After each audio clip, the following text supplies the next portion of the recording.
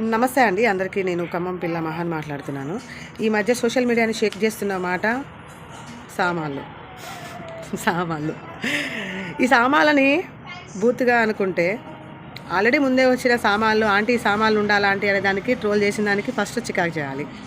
రెండు చికిరి చికిరి అనే సాంగ్లో మన రామచంద్ర అన్నగారు సాంగ్లో చికిరి చికిరి సాంగ్లో సామాన్లు అనే వర్డ్ వచ్చినందుకు దాన్ని చికాకు చేయాలి. మంచి కోసం చెప్పి శివాజీ గారు మీ సామాన్లు కనబడేటట్టు చేసుకోకుండా అమ్మ నిండుగా బట్టలు వేసుకోండి అని మంచి మాట చెప్పిన మనిషి మీద ట్రోల్ చేస్తున్నాం, కేసులు పెడుతున్నాం, ధర్నాలు చేస్తున్నాం. ఆయన మీద బ్యాడ్ ఒపీనియన్ తీసుకొచ్చేసినాం. మళ్ళీ పైగా మా స్వేచ్ఛ మాకు లేదా, తినే స్వేచ్ఛ లేదా, కట్టుకునే బట్టకి స్వేచ్ఛ లేదంటే ఏం స్వేచ్ఛ కావాలమ్మా మీకు?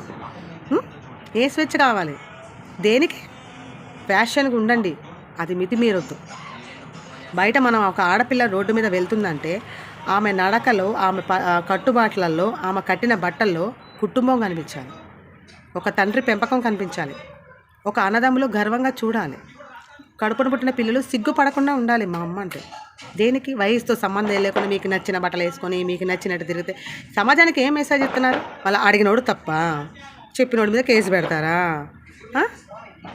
మరీ మహిళలకి ఏదో సృష్టిస్తుంది కదా అని మహిళలకి ప్రతి దాంట్లో ప్రాధాన్యత ఇస్తున్నారు కదా అని మరీ ఇంత చేయకూడదమ్మా. మహిళలు, నేను ఒక మహిళనే, నేను ఒక తండ్రికి కూతుర్నే, ఒక అన్నలకి చెల్లెనే, ఒక పిల్లలకి తల్లినే. మన వేషవాధారణ మనల్ని చూసి మన అభిప్రాయాలని తలదించుకునేలా చేయకూడదమ్మా. దయచేసి వినండి మహిళలు.